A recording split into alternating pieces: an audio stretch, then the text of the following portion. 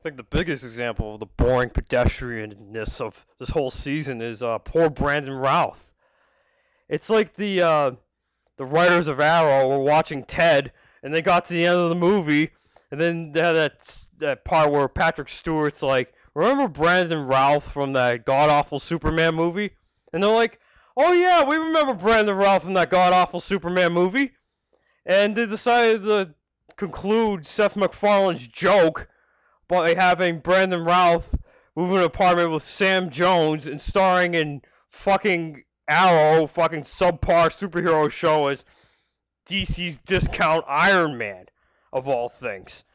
With the whole, the whole thing where he's acting like snarky Robert Downey Jr., Tony Stark, and mirroring the Pepper Potts relationship with Felicity and everything.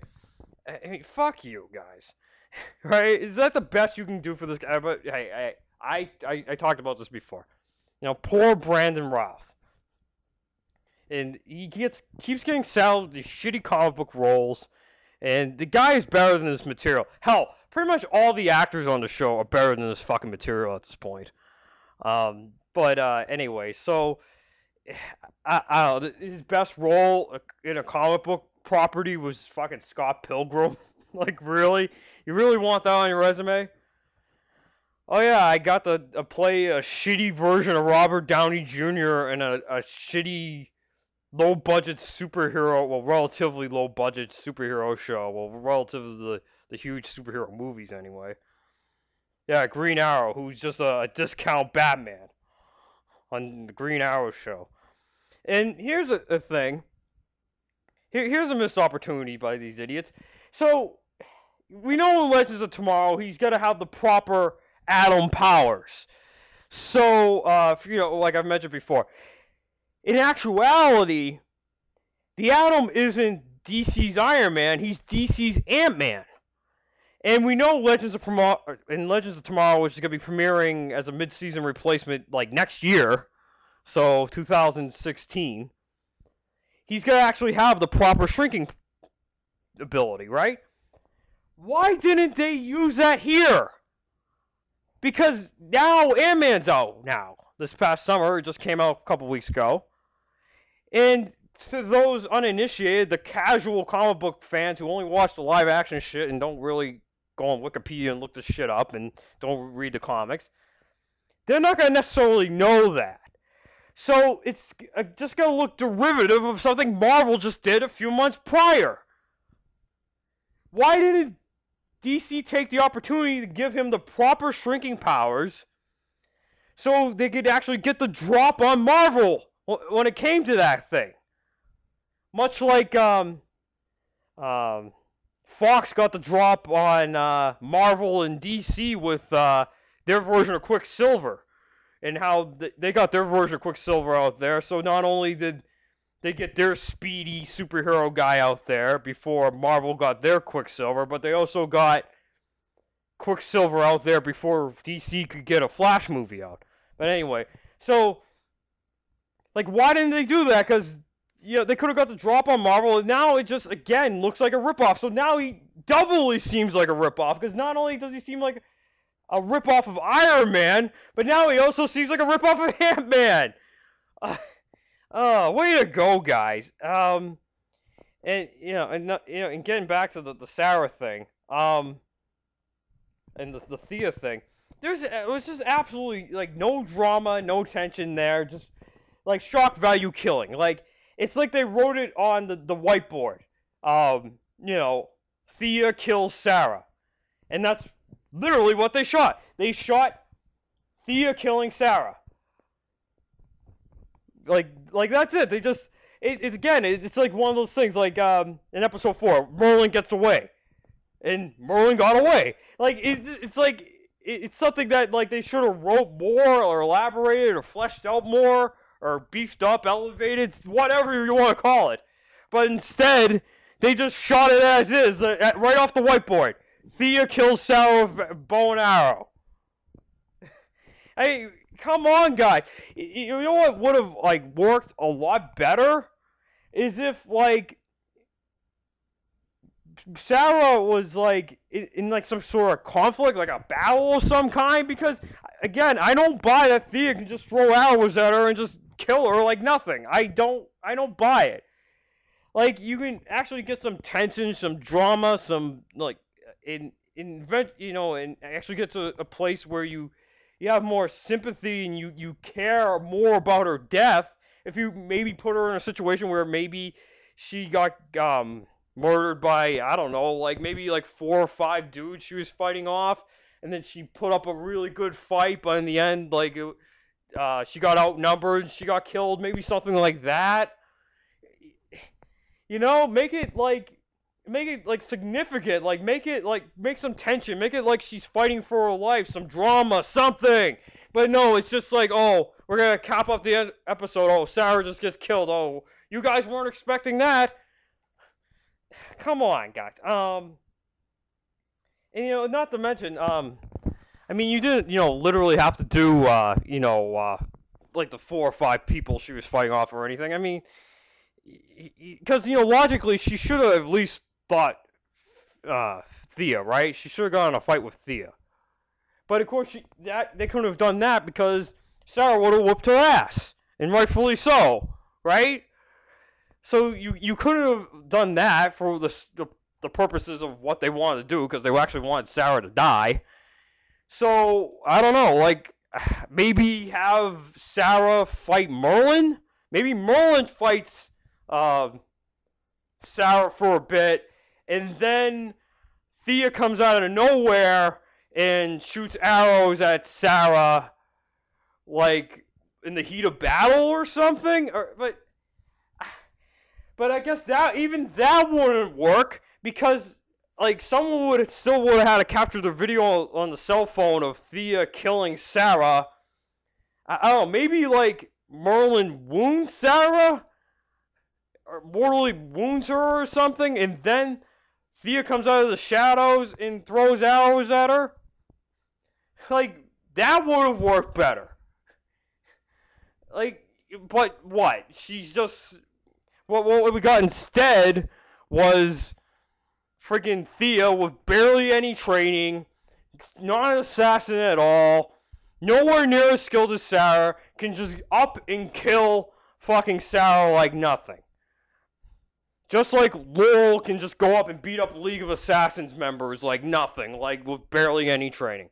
Just like Roy can fucking just go and flip around and fucking fight criminals along with Oliver side by side just after a few months of training.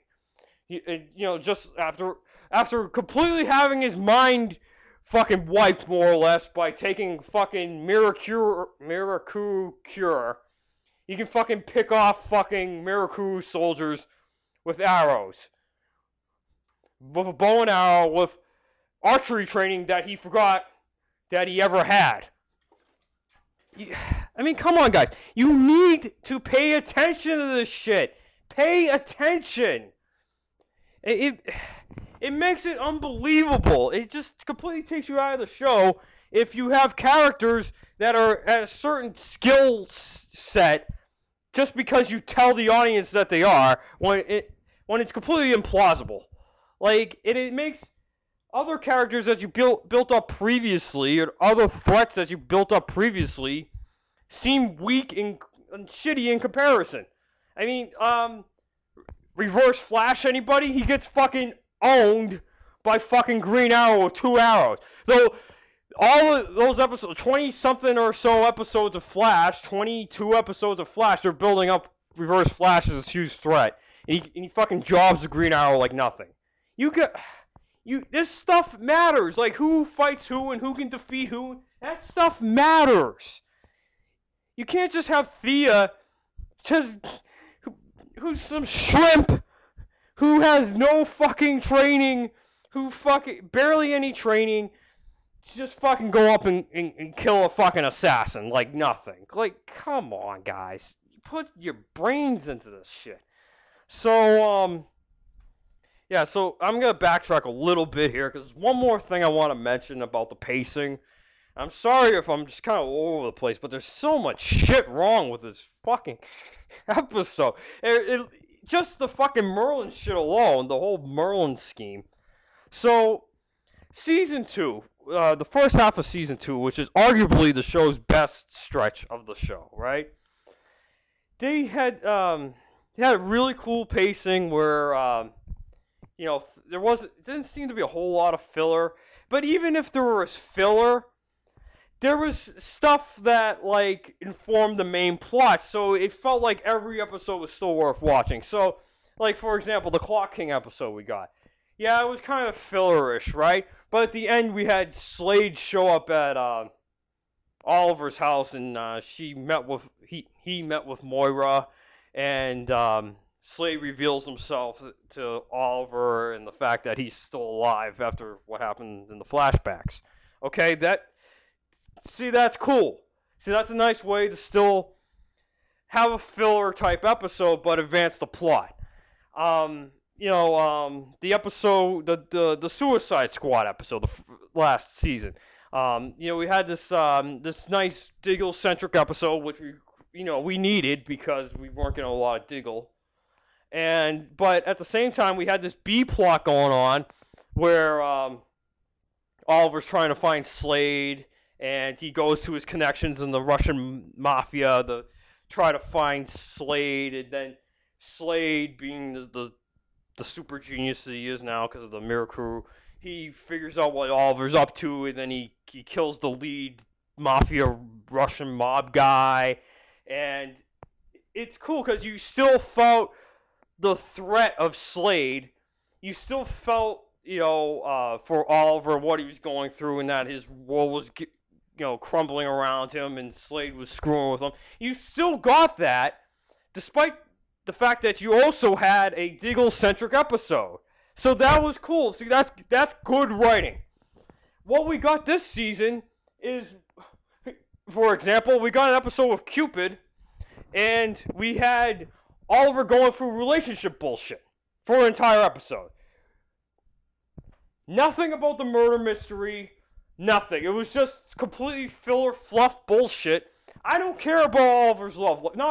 At least not to that extent. Not enough to make me want to watch a whole episode about it. With a lame villain who, like I just mentioned, 6 fucking months, at best, archery training, and she can get in a fight with Green Arrow and hold her own. Come on, guys. The Flash episode, at least the Flash part of the crossover, total filler. Did nothing for the Flash's character, really, to have Green Arrow there in Central City. It was just kind of there so we can have a crossover. I mean, it didn't do anything really to advance the Reverse Flash shit, other than I guess he deduced Oliver's identity or whatever. But I don't know. It's just, there you go. I mean, just crappy pacing, right? And crappy, boring filler episodes. So, another thing they did too, that first half of season 2, that was really cool, was that they didn't reveal who the big bad guy for the season was until the mid-season finale. So, but they did this really cool, subtle thing where they dropped little hints without calling attention to it as to who the big bad guy was going to be. So, you had, possible suspects. We had, League of Assassins. We had Brother Blood. We found out Merlin was still around, that he didn't die in the season 1 finale. So maybe he's going to be the big bad guy. You had Hive. They name dropped Hive for the first time. So is it going to be Hive? But then you get to the mid-season finale, it's fucking Slade. It's the guy from the flashbacks. And you weren't thinking that because you didn't suspect that because that never happened yet until that point. You didn't have a character who was exclusively in the flashbacks show up in present day. That was the first time they did that, at least in a direct way. And unfortunately, you can never capture that magic again because you already did it. So now the possibility is there, and now the next time you do it, it's not going to have as much of an impact. So Just like the Maseo thing in this episode when he showed up. Again, just don't care because of just how they fucked up.